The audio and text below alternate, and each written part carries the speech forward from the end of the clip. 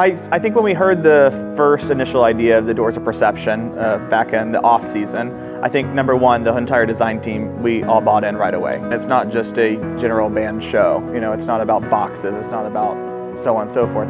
So it's a very specific idea. So the first thing I did was I picked up the book and I read the entire book.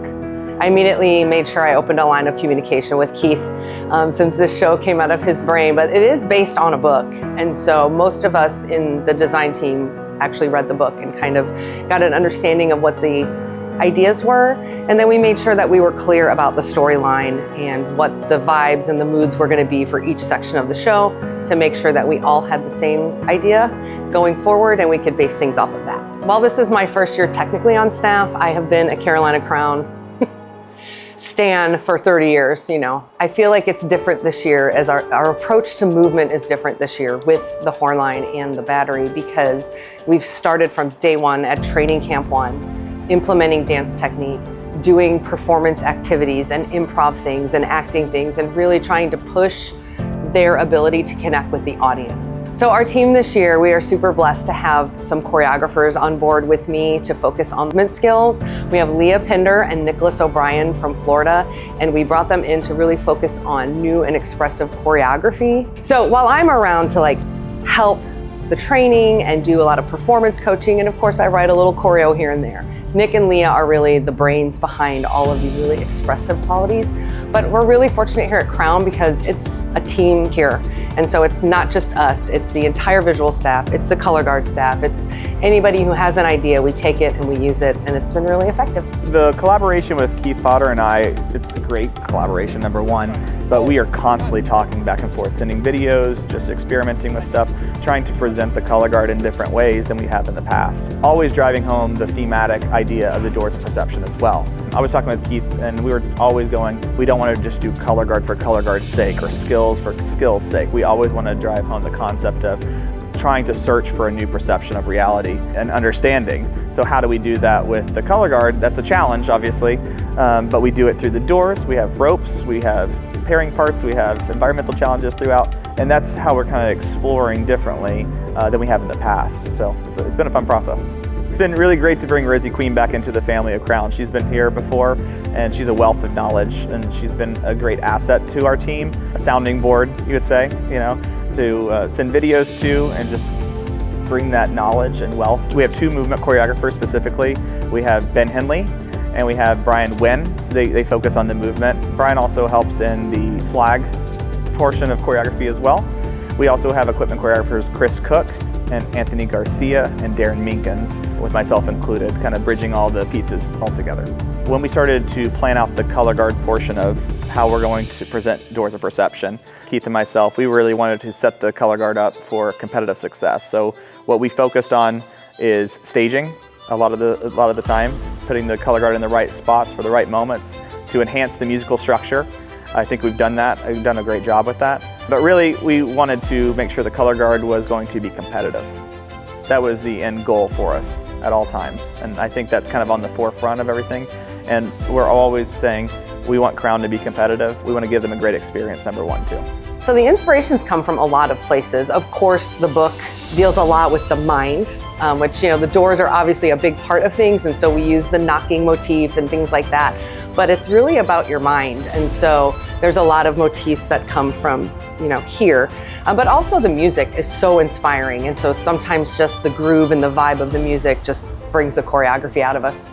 So as I try to translate that to choreography, you see at the beginning that it's a searching externally. We have a lot of pair parts together. We're literally moving doors around the field, exploring the space and time, right? Just trying to explore the space differently throughout time too.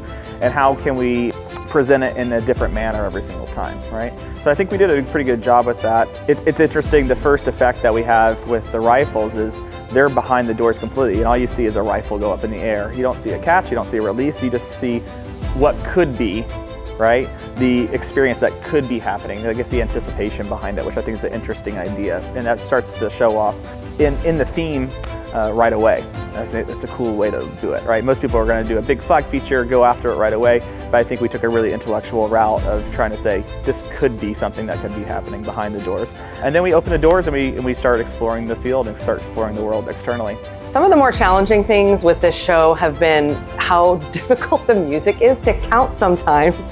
The music is super hard, and so trying to build things that A, reflect the music visually, but B, allow them to keep playing as well as they should be playing, that's always a challenge. You know, we want to challenge them, but we also want to make sure they're set up for success. And then just collaborating, not that that's a challenge, it's a process. And so making sure that everything we do is fitting with what else is going on the field.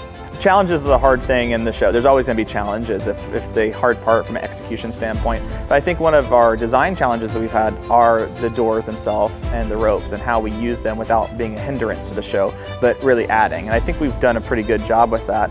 We're using them as ramps, we're using them as doors, we're using them as backdrops, we're using them as tunnels to go through to go into a new room or new area. And you see that in the middle of our show where we explore a lot and we change environments quickly. And you see that with the doors flipping from a grayscale color to a blue color side.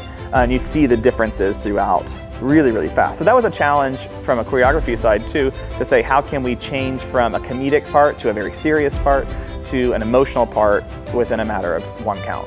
I think the risk is apparent, you know, it's always an educational experience for us. So I always like doing shows like this that can teach the students more than just we're doing band on the field or we're doing color guard on the field or drum corps on the field.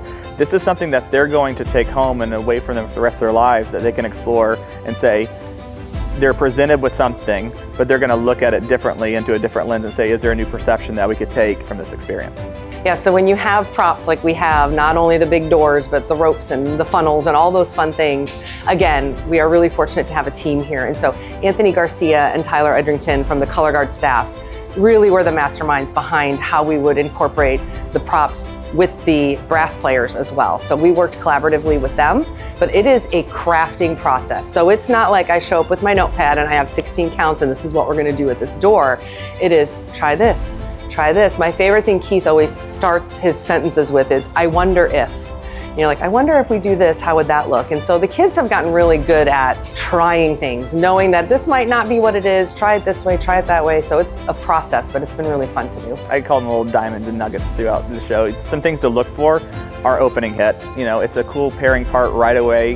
The crown brass are playing really, really loud, and we're matching the energy on the field. And it's a super exciting moment. That's what people want to see. They get people up on their feet right away. Some other things is during the tuba feature in the middle of our section, we have a really, really awesome flag feature that incorporates the doors a lot. We're running up ramps, tossing over them. Doors are flipping under, so it's a really cool, interesting part. And it's cool to see like a 30-second tuba feature too. So with the flags right up front of the field, I think it's a super unique moment for the color guard.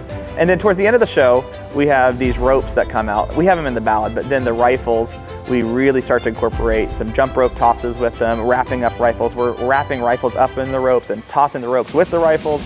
It's some really cool, interesting parts that hasn't been seen in drum corps before. Favorite parts, hidden nuggets that you might look for in the show are some of the motifs, the door knocking and the using of the mind. And there's just lots of different ways that they pull and push things into their mind. It's really cool. But my favorite thing has just been watching the personalities of the brass and the percussion. They've really blossomed as performers this year and how they are interpreting each section and kind of sharing that with the audience.